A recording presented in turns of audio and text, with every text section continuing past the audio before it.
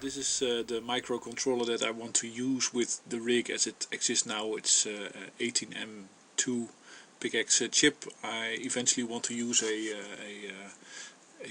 C programmable PIC microcontroller, so not PIC-X, because that has the ability to communicate through USB directly, so you can hook it up in your computer, and it would be much easier to run a device like this. But for now I just want to be able to control it and to direct it. For the motor control, I have let's say this is a PIC-X 18M2 chip, which has lots of functions in the pins, as you can see here. If you are a little bit familiar with it, or you saw the other video about it, these type of microcontrollers have different functions for each pin, and you basically, through writing a little bit of BASIC, you can well, use those functions. So if I say, well, read analog to digital conversion C1 into a memory location, then it does that. If I set up the touch sensitivity, then it does that. If I say, well, is there input or not, I can also use this pin. And there are different functions. So you have analog to digital conversion, touch sensing, which I'm not going to use, pulse width modulation, which is for running motors, serial interconnectivity, I2C interconnectivity, which I'm going to use. And on this side you have digital to analog conversion, which basically allows you to set a voltage in a range of 32 steps. It's not very useful for me at the moment. SRI, SRQ have to do with, I believe, radio protocols or wireless. This is also, there's lots of functions in these new chips, because they've been developed over a number of years, and it's actually capable of doing a multi-threaded operation. It has serial input sensitivity with timeout, so you can let it wait for a second if there is serial input. If there's none, then it will continue. All these things are possible, but for now I'll be using a couple of functions.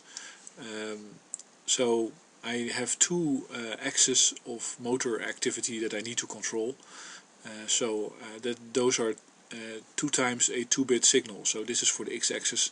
I need 2 output pins to be able to tell it to stop, move one direction, the other direction, or let's say those are the 3 options.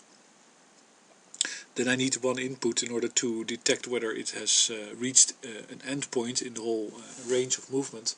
That is for security or for safety, because otherwise you will ruin your rig. If you have stronger motors, then it will simply run to the end. And actually this is not a redundant way to set it up. That should of course be redundant in some way. So you might have a hard power switch at the end of your movement range, so that it simply shuts down the motor. But here we do it in terms of software, so it has to detect a high level 5 volt on this pin, and then it will shut down everything. And it will know what it's doing, because it will be, for instance, moving to the left, so it will know its state, the direction of which it's moving, and then it will detect this, so it will know that it's the left limit that's been reached. So there's 3 pins for that here for one of the motors. So this, for instance, could be this x-axis actually. That would, I'm not sure what that translates into, but it's either the vertical or the horizontal. This is the y-axis. So also 2 motor outputs and 1 sensor input to detect the limit. And then so you have 6 pins already occupied with controlling the 2 dimensions of movement, or the 2 angles. Ultimately I want to make this a movable device, but you could also do that by taking this whole thing and connecting it to another chip that does the 2D movement, for, let's say, like in a MakerBot, or in simply a XY position on the ground that I have to be in to do my melting with my Fresnel lens. I can use another chip to do that, or I can use a computer to do everything eventually, and simply use these for a lower level. But this is if you want to make something for your backyard, and this is sufficient.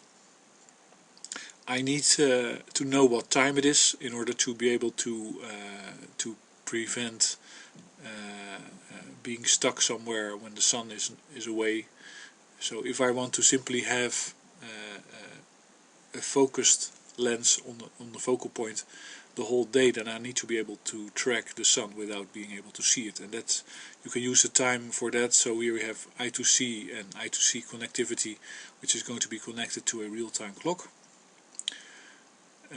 So that's settled. Then here we have for simply directing towards the sun without using the clock, and I'm not sure how well that will work, but we need two analog to digital conversion inputs, because I'm gonna make two photo detector sets, and if they are, let's say if the light shines from straight in the front, they'll be splitting the voltage exactly in two, which means that the voltage, the value here will be either 125 or 27 or 512, depending on the number of bits of this analog to digital converter. And then when it goes over 512, you know to move in one direction, and if it goes under. It's not that exact, because the motors, if you move them, then you get movements in different directions. So that's about having the budget to make it high quality, but this is more a demonstration in order to entice you to help me get the budget together. So this would be for photo guided, sunlight guided direction of the rig. I can also imagine that you make somehow you try to look at the focal point and try to keep it on focus by detecting the heat there, which you could do with simple wires, because if you put a metal wire in the sun in the focal point, then the resistance will go up considerably. So you would be able to, in theory, make a grid of wires and simply detect the resistance of them to detect the focal point. But I guess it's kind of complicated. Here are two inputs which we can use with buttons to control the thing. Actually, we have four of them. We have one here and one here. So that would mean that you have one direction, the other direction, one direction, the other direction, and you could essentially move the rig with buttons as well. And then you have serial output and input, which you can use to give the position, to give the temperature. Oh, there's actually now we're slowly running out of room and also running out of what we can do here, because I can use this analog to digital conversion for the photo sensors, and then it's not a servo style setup, because if I detect, let's say if the sun is bright and I detect that it moves too far to the left, then I simply activate the motors until it gets corrected. The other way is to use a servo style control, and then I would not use photo sensors at all. I would simply use the clock, and I would use a rotating potentiometer, a rotating resistor, or I would use a Hall sensor, some type of Hall sensor, in order to sense the position. I've tried that for a number of times, but for some reason that's still too complicated for me. So I didn't manage to get that figured out. I'm not really educated in electronics, but I'll have to try again, because well, this rig basically requires quite precise direction. It's a demo, so I guess what's most important is that we find out what needs to be done and what goes into a project like this. So yeah, there are some other options, which would be that you take a small microcontroller, you put it in the rig itself, and have the photo sensors there, so you have some distribution of the computational load or the requirements, or you get a more intelligent rig, and that would certainly be an option. But this is what I'm working on now. I just tested the rig with a little, let's say, holder, so that I can keep something in the focal point if it's directed correctly, and that's quite interesting, because that means that if you move it into the sun, then boom, it will start to burn immediately. That's not really what I'm after.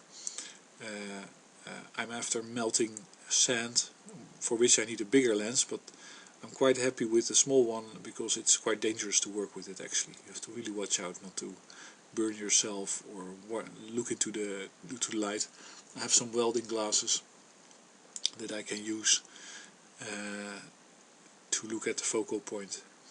And I could actually set it up so that we have a webcam, although once again the budget is a little bit tight, but I could set up a webcam here so you could control it from home, from online, and then that would probably be fun, especially when you make something that you can put in the focal point and then it starts glowing, or something spectacular happens.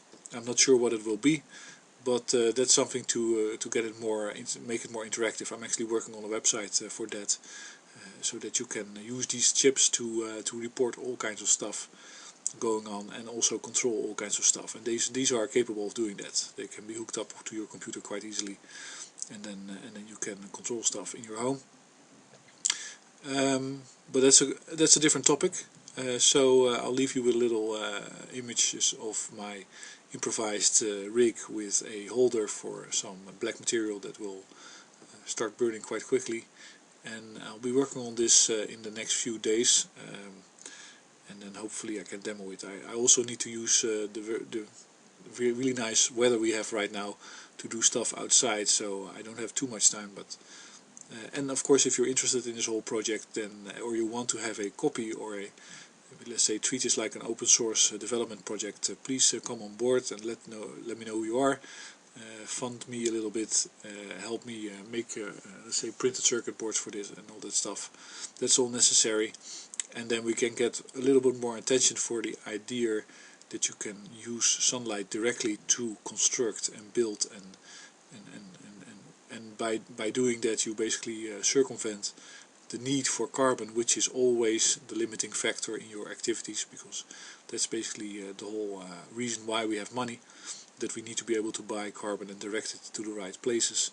If we can avoid using carbon at all, and simply use whatever is at hand, so sand and sunlight, then we can do stuff that is good for the ecosystem without it costing anything. And that's of course that's a kind of a possibility that will hopefully will motivate a lot of people to come on board on this project, because eco-restoration is necessary. We are losing lots and lots of lives and species and plants and habitat, and it's not necessary if you simply counter it, but economical law dictates that you direct and you divide and you distribute energy, fossil fuel energy, and because that resource is dwindling, only a very, very small amount of it is going towards renewables, with a lot of reluctance still. So and this is something that would completely break through that whole stranglehold on basically on human life and life in general on planet Earth. So thanks for listening, and enjoy a little very short video of something getting messed up. And if you like it, like it, press the button and become a member or something like that. Thanks for listening.